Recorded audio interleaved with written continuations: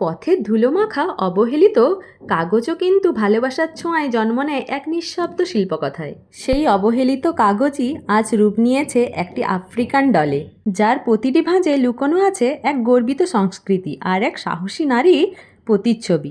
Welcome, আমি অপরূপা। আজ নিয়ে এসেছি আমার হাতের বানানো এই বিশেষ সৃষ্টি। চলুন দেখে নেওয়া যাক পুরো ভিডিওটা। নিয়েছি সাধারণ খবরের কাগজ।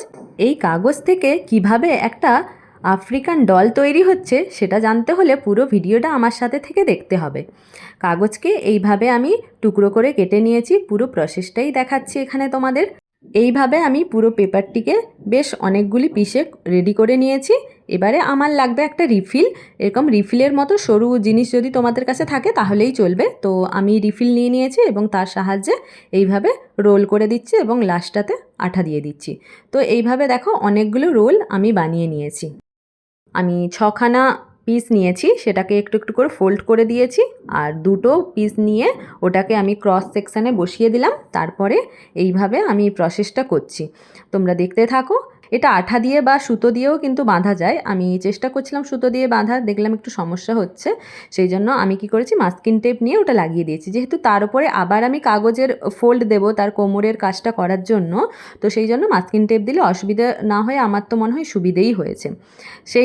সেই যে রোল বানিয়ে রেখেছি সেগুলো দিয়েই কিন্তু সমস্ত কিছু হচ্ছে। এবারে মুখের কাজটা যে হবে ওটা আমি ওই কাগজের ফোল্ডকে দিয়েই ঘুরিয়ে ঘুরিয়ে করে নিলাম। আর সেটাকে প্লেন করার জন্য, যেহেতু মুখটা একটু প্লেন হবে, তো সেই প্লেন রাখার জন্য আমি সেখানে কাগজের ছোট টুকরো নিয়ে ওইভাবে আমি আটকে নিলাম। আর একটু স্মুথনেস আনার জন্য আমি আর এক টুকরো কাগজ নিয়ে এটাকে দিয়ে দিয়েছি। আফ্রিকান মেয়েরা যেহেতু মাথার কাছে একটা পেটি বেঁধে রাখে ওরা কাপড়ে, তাই ওখানটাতেও কাগজের রোলটা কিছুটা ঘুরিয়েছি। এবারে যে রোলগুলো বানাচ্ছি তার একটা সাইড একটু চওড়া মতো হবে, একটা সাইড একটু সরু হবে। তো আর কিছুগুলো রোল আমি বানিয়ে নিলাম তার মানে কোমর থেকে যে ঘাগরা মতোটা পরে ওরা ওইটা বানানোর জন্য। একটা A4 পেজ নিয়ে নিয়েছি, বা তোমরা যে কোনো এইরকম টাইপের পেজ নিয়ে নিলেই চলবে। তারপরে ওটাকে পুরোপুরি সেট করে দিতে হবে ঘাগরার সাইজে। তারপর ওটাকে আমি কাটবো ধীরে ধীরে। এই কাগজের রোলগুলো বসাই, যেহেতু কোমর থেকে নিচের দিকটা একটু মোটা হয়, সেই জন্য পেপারটা যদি আমি ওইভাবে রোল করি একটু মোটা করে, তাহলে ঘাগরাটা বানাতে একটু ইজি হয়। তো এইভাবে আমি পুরো রেডি করে নিলাম। দেখো নিচটা ছোট বড় আছে, ওটা তো আমি কাটবই। তার আগে আমি একটু অন্য কাজগুলোও করে নিচ্ছি রেডি করার জন্য। তোমরা সাথে থেকে ভিডিওটা অবশ্যই দেখো পুরোটা। আজকাল অনেকেই এরকম হাতের বানানো কাজ ঘরে সাজিয়ে রাখতে পছন্দ করো তোমরা, আবার এগুলো স্কুলের প্রজেক্টের জন্য তো লাগেই। তো এটা একটা প্রজেক্ট ওয়ার্কই ছিল, যদিও আমার ছেলের নয়, অন্যের। তো দেখো এবারে আমি নিচটা কেটে পুরো ঘাগরার মতো হয়ে গেল এবং নিচে ইজিলি বসেও যাচ্ছে। আর জিনিসটা পেপার দিয়ে হয়েছে, ওখানে আঠা লাগানো আছে, এরপরে রং লাগানো হবে। ভাবছি কী রং করা যায়, কী রং করা যায়, ঠিক ডিসাইড করতে পারছি না। ঠিক আছে, রঙের কৌটোটা খুলেই দেখি কী রং করব। একটু ভাইব্রেন্ট হতে হবে। আফ্রিকান লেডিসরা ওরা কিন্তু একটু ডিপ ডিপ কালার একটু পছন্দ করে, আর ওদের যেহেতু স্কিন টোনটা পুরো ডার্ক হয়, তো এখানে ব্ল্যাক কালারটাই সবচেয়ে সুন্দর যাবে। এই যে রং করার পরে, এটা তো ফেব্রিক দিয়ে পুরো কাজটা হচ্ছে, ফেব্রিক দিয়ে করার পরে এই জিনিসটা কিন্তু যথেষ্ট শক্তপোক্ত, যে নরম একদমই হয় না। যেহেতু রোল করা হয়েছে সেহেতু রোলগুলো তো একটা শক্ত ভাব আছেই, প্লাস জিনিসটা কিন্তু বেশ শক্তপোক্ত হয়েছে। বুকের কাজটা মনে হচ্ছে লাল রঙটা ঠিক ভালো যাচ্ছে না, আমি একটু এখানটা ইয়েলো করে দিই। ইয়েলোটা আমার মনে হয় একটু বেশি ভাইব্রেন্ট লাগবে।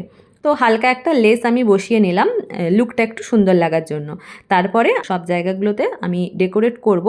তার আগে আমি যেহেতু রিউজেবল জিনিস দিয়ে কি বানানো যায় সেই আইডিয়াটা মাথায় রেখেই এটা বানানো, ওই জন্য আমি কি করলাম, এটা মাথার ওপর একটা বোতলের ক্যাপ দিয়ে দিলাম। এবার এর ওপরটা কিভাবে ডেকোরেট করি সেটা তো দেখতেই হবে।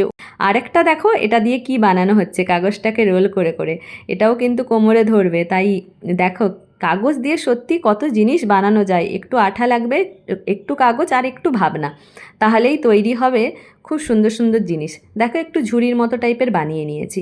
এবারে আমি কারুকার্যগুলো করে এটাকে পুরো ফিক্সড করে রেডি করছি। ভিডিওটা দেখতে দেখতে একটা কথা বলি, তোমরা কিন্তু ভিডিওটা দেখে চলে গেলে চলবে না, আমাকে কমেন্টে জানাতে হবে। কেননা তোমাদের একটা লাইক, একটা কমেন্টই আমাদের এই কাজের অনুপ্রেরণা যোগায়, তাই ওটা লাগবেই। আর রং তুলি ছাড়া আমি তো মনে হয় বাঁচবই না। তো দেখো রেডি হয়ে গেছে। এবার মাথার কাজটা কি করি, সমস্ত কালারফুল কাগজ নিয়ে ওগুলোকে একটু গোল গোল পাকিয়ে নিয়েছি, বিভিন্ন সাইজের, একটু ছোট বড় তো হয়েছেই। এবারে ওই বোতলের ক্যাপটাতে কি করব, আঠা দিয়ে দেব। আঠা দেওয়ার পরে ওই জিনিসগুলো আমি সব ধীরে ধীরে দিয়ে দেব। এবার দিয়ে দেওয়ার পর তো ওপরগুলো লুজ, নিচগুলো তো আটকাবে, ওপরগুলো তো পড়ে যাবে। তাহলে এটা কি করা যায়, খুব সুন্দরভাবে এটা খুব ইজিলি করা যাবে। আঠা দিয়ে ওটাকে একটু মিক্স করে দেব। মিক্স করে দেওয়ার পরে ওটা কি হবে, যখন শুকনো হবে তখন সুন্দরভাবে পুরো জমে যাবে এবং বোতলের ক্যাপে আটকেও যাবে। আর কানের রিংটা বানিয়ে নিয়েছি, ওটা দেখালাম না, সেই কাগজ দিয়ে গোল গোল করে বানিয়ে ওটাকে আমি আটকে নিয়েছি কানের দুলটা দেখানোর জন্য।